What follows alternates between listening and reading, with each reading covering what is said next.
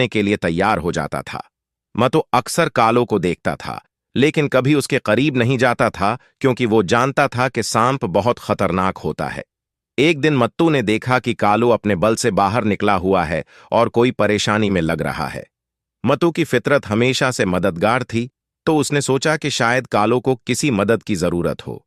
लेकिन फौरन ही उसके दिल में खौफ आया कि कहीं कालो उसे नुकसान न पहुंचा दे। मतू ने अपने दिल की आवाज सुनी और हिम्मत जमा करके कालू से बात करने का फैसला किया। वो दरख्त की शाख से नीचे उतरा और सानप से पूछा, कालो भाई, क्या तुम ठीक हो?